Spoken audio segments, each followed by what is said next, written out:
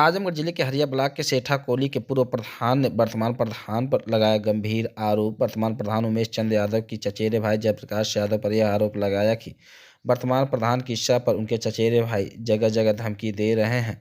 इस बार तो बच गए, लेकिन अब की बार नहीं बचोगे।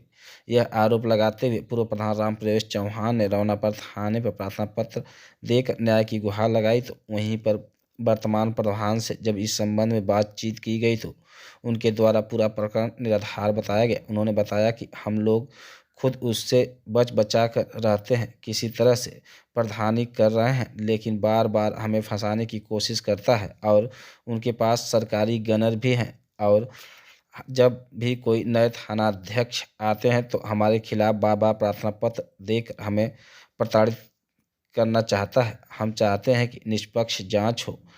अगर हम दोषी पाए जाते हैं तो हमारे खिलाफ कानूनी कार्रवाई की जाए। आइए सुनाते हैं पूर्व प्रधान व वर्तमान प्रधान ने क्या कुछ कहा, आप भी सुनिए। ग्राम सेठा कोली का 2 पंचवर्षीय में प्रधान था और 16 जुलाई 2017 को सुहरैया जीयनपुर कोतवाली में मेरे गांव के उमेश चंद यादव व ब्रजेश यादव पुत्र रामदरस यादव ने हमें गोली मार दिया, जिसका अपराध संख्या 199/17 जीयनपुर कोतवाली में दर्ज है। आज के 24 तारीख को मैं इलाज के लिए चेन्नई चला गया। उसके बाद उनके एक चचेरा भाई हैं जयप्रकाश यादव, पिताजी का नाम झूरी यादव।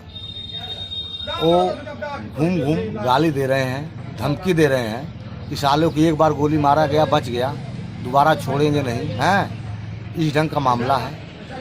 इस आशा के साथ मैंने अपनी प्रथम एक प्रार्थना पत्र थाना अध्यक्ष महोदय मैं रौनापार को अवगत करा दिया है और जिला पुलिस अधीक्षक आजमगढ़ द्वारा हमें एक अदद सुरक्षा मुहैया कराई गई है। तो हमने उसमें कहा है कि मेरी सुरक्षा को ध्यान में रखते हुए इस प्रकरण की जांच कर जो भी कानूनी कार्रवाई बनती हो करने की कष्ट करें। और आपसे मेरा निवेदन है कि हमें जान माल का बहुत ज़्यादा खतरा है। ये लोग बार बार मेरे केस का ट्रायल चला, दबाव बना रहे हैं कि तो यदि गवाही करोगे तो दिक्कत में फंसोगे, नहीं तो फिर मैं वही काम करूँगा। यही हमारी समस्या है। सबसे पहले अपना परिचय दीजिए। मैं उमेश चंद यादव, प्रधान सेठा कोली, अध्यक्ष प्रधान संघरी, थाना रौनापार, ब्लॉक हरिया। अभी आपके ऊपर एक पूर्व प्रधान राम प्रवेश चौहान जी द्वारा रौनापार थाने पर प्रार्थना पत्र दिया गया है जी कि उनके भाई जयप्रकाश यादव जी चचेरे भाई हैं। जी वो मुझको जो है कि मैं चेन्नई गया था दवा के लेने, मुझको जगह जगह धमकी दे रहे थे। लोग मुझको बताए जान से मारने की कि अब उस बात तो बच गए, अब की नहीं बचेंगे। तो वो मीडिया के सामने बयान दिए हैं कि वो लोग हमको गोली मारे थे, अब फिर धमकी दे रहे हैं। क्या मामला है? देखिए सर, उनका ये बार बार जो है हमको फंसाने की एक साजिश बनाते रहते हैं। जैसे वो चाहते हैं हमेशा हम चर्चा में रहें। ये पहले ऐसा है कि शुरुआती में आए तो एप्लीकेशन नहीं डाल पाए, नहीं तो जब से वो घटना आई गोली वाली तब से कोई ऐसा नहीं था। जो भी लोग आए, जो भी थानाध्यक्ष महोदय पहली बार आए तो तुरंत जो है उनके यहाँ कुछ ना कुछ इस तरीके का एप्लीकेशन या फ़ोन करके कि हमको मारने के लिए घेर लिए हैं यहाँ रात में तो दिन में, तो ऐसे करके फोर्स गई और कहीं सारा चीज़ झूठा निकला। ये पहले ऐसे थे कि इनको नहीं डाल पाए थे, तो मुझे खुदा ये लग रहा था कि मतलब लग रहा है कि सही हो गए होंगे, लेकिन फिर हर एसओ से, हर थानाध्यक्ष महोदय से मेरी परिचय ही करवाते थे। सारे लोग जान जाते थे, तो इसके बाद जो है जब तक वो रहते थे कुछ नहीं करते थे। ये पहले ऐसा है कि इनको जो शुरुआती में नहीं डाल पाए एप्लीकेशन, इस समय डाले। सवाल गोली का जो है तो इनका पैसे के लेन देन का कुछ मामला था। जो लोग गोली मारे इनको सारे लोग जान भी चुके हैं। जैसे आप बताइए कि अगर मेरे शूटर थे, अब मैं इनको गोली मरवाने के लिए शूटर तय किया था, तो इनके यहाँ वो सब आके खाते थे, रहते थे, और उन्हीं के बुलाने पे शाम को आजमगढ़ गए। कॉल डिटेल भी पुलिस द्वारा निकाला गया विवेचना के दौरान, तो कॉल डिटेल में भी इन्हीं से वार्तालाप हुआ। जिस दिन घटना हुई उस दिन वो लखनऊ से निकले हैं, तमाम जहांगीरगंज और तमाम ऐसे टेलीफोन एक्सचेंज जो उसमें नाम है, हम तो आए तो फिर पूरी कापी निकलवाए कॉल डिटेल में है सब एक्सचेंजों का नाम लिखा है। तो सारी इनसे बातें हुई हैं। अगर मेरे शूटर थे, मैं इनको गोली मारने के लिए तय किया था, तो मुझसे बात होनी चाहिए उनकी ना। इनके यहाँ वो खाना पीना रहना उठना बैठना सब था, पैसा के लेन देन का मामला था। पैसे के लिए सब आजमगढ़ इनको बुलाया शाम को। आप बताइए कि संडे का दिन था और शाम को 6 बजे आजमगढ़ इनको जाने की क्या जरूरत थी? और उनके बुलाने पर क्यों गए? अगर हमारे शूटर थे, हम तय किए थे, तो ये मतलब हमको कोई बुला देगा जो मेरे से परिचित नहीं रहेगा और मैं चला जाऊंगा वहाँ? आप बताइए। तो आपका कहने का तात्पर्य है कि गोली हम लोग नहीं मारे? कोई सवाल है नहीं, हम लोग गोली मारने वाले थोड़ा है। अच्छा, अगर हम प्रधानी न लेने तो 107 और 151 कभी नहीं होगा। अच्छा, इस बारी जो आपकी एप्लीकेशन कल आज डाले हैं, इसका क्या कारण है? वही तो बता रहे हैं आपसे ना, वही नहीं, जैसे तो 6 बजे इनको बुलाते हैं और उनके बुलाने पे आजमगढ़ जाते हैं, साथ में ही वो आते भी हैं और सौरैया आकर के गोली मार देते हैं। तो आप बताइए कि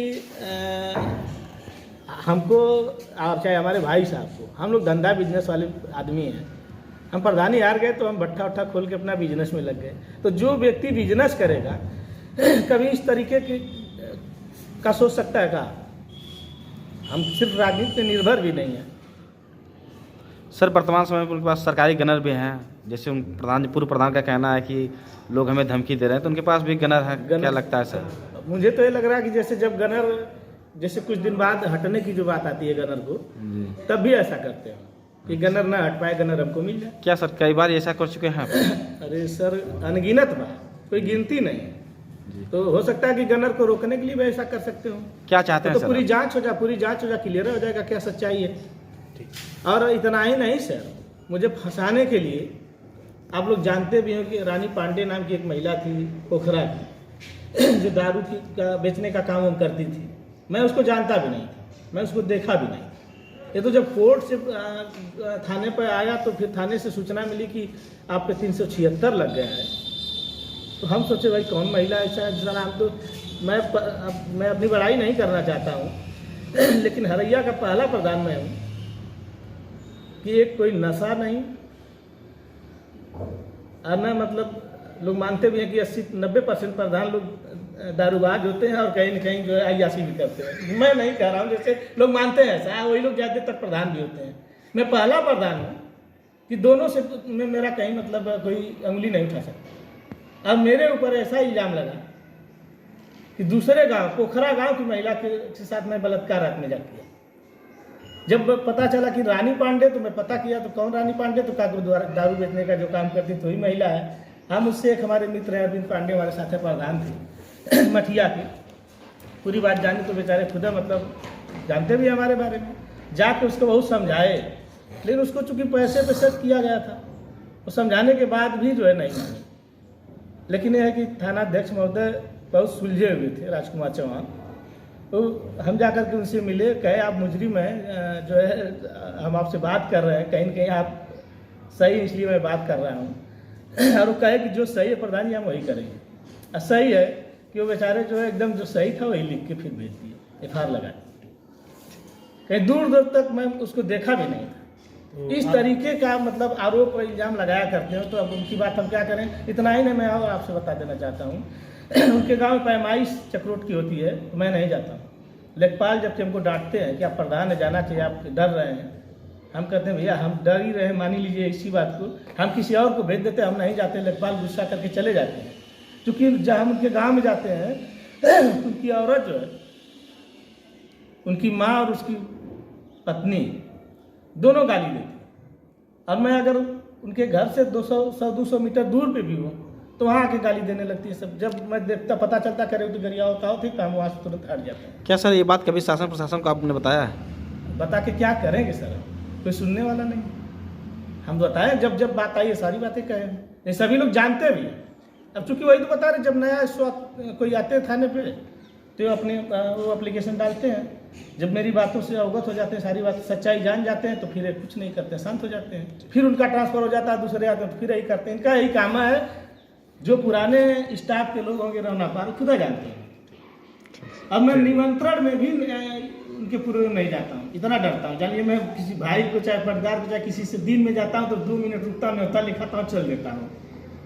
सिर्फ इसीलिए कि तुरंत बाउंडर बनाएगी, आके गाली देगी, तो हम क्या करें, उससे मार तो करेंगे नहीं। हम भी प्रधानी आ रहे थे, लेकिन पूरे क्षेत्र का चाहे कोई गांव का एक व्यक्ति बता दे कि मेरी पत्नी को, चाहे मेरी माँ को, मतलब कहीं किसी से अपशब्द बोलते हुए कोई देखा हो। अरे क्या मतलब है कि अगर हम जाएं तो अपनी औरत को चढ़ा के भेज दो गाली दे, अपनी माँ को चढ़ा के भेज दो गाली दे।